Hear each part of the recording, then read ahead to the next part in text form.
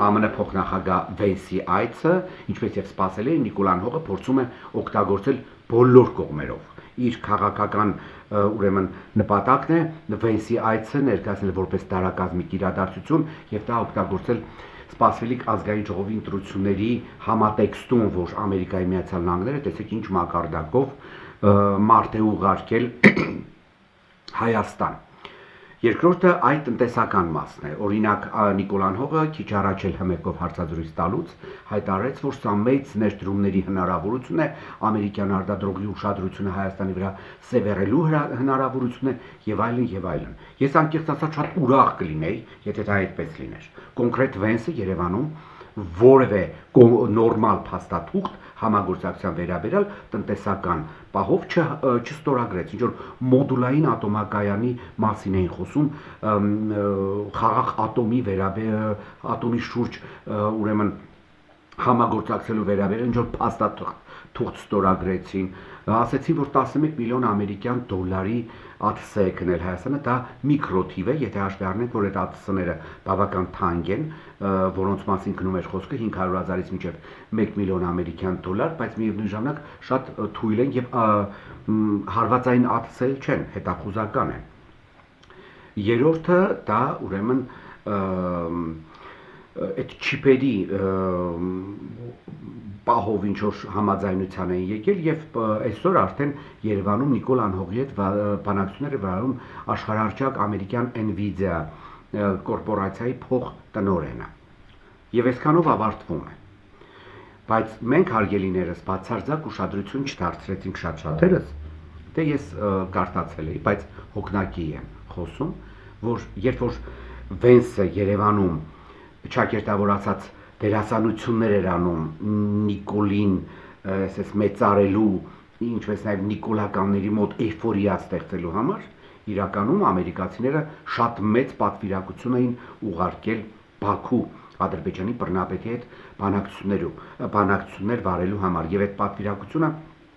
բիզնես շատ խոշոր պատվիրակություն էր։ Նշեմ, որ 3 Ադրբեջանի մայրաքաղաք Բաքվում Ադրբեջանի բռնապետ Իլհամ Ալիևի հետ բանակցել են Apple, Ardia Energy Technologies, ExxonMobil, Herbalife, Meta, Visa, Vatbeck, Baker Hughes, Boeing, Honeywell, JP Morgan, Lamus Technology, Marriott, Mastercard, Coca-Cola, MMC, Motorola,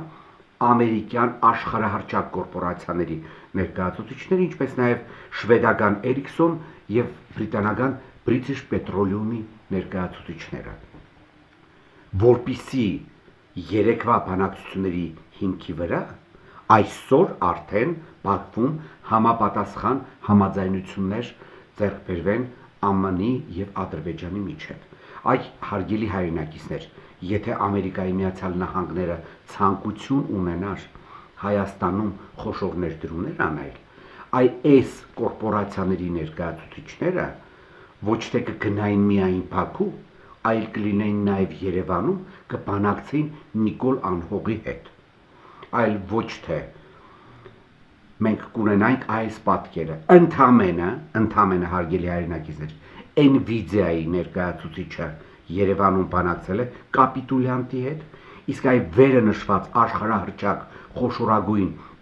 կորպորացիաների ներկայացուցիչները Բաքվում բանակցել են Ադրբեջանի բռնապետի հետ։ Սա ցուցանիշ է նրա, թե ում է տարածաշրջանում Վաշինգտոնը համարում իր թիվ 1 գործընկերը եւ ում վրա է հենվելու, եւ դրանից հետեւություն այդ իր գործընկերոջ խաթր համար ում է Ամերիկայի Միացյալ Նահանգները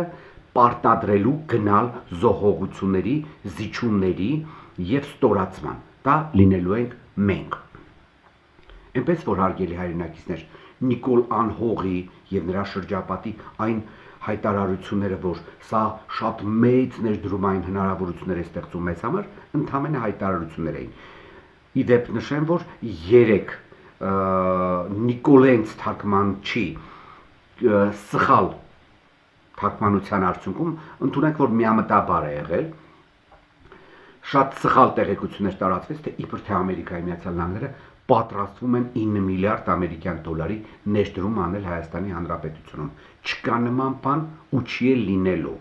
Ամերիկայի Միացյալ Նահանգները շատ պարզ, այս ցուցակը ես ձեզ նոր կարդացի, շատ պարզ հասկացնում է, թե մեր տարածաշրջանում ինքը որ երկրում է ներդրումներ անելու։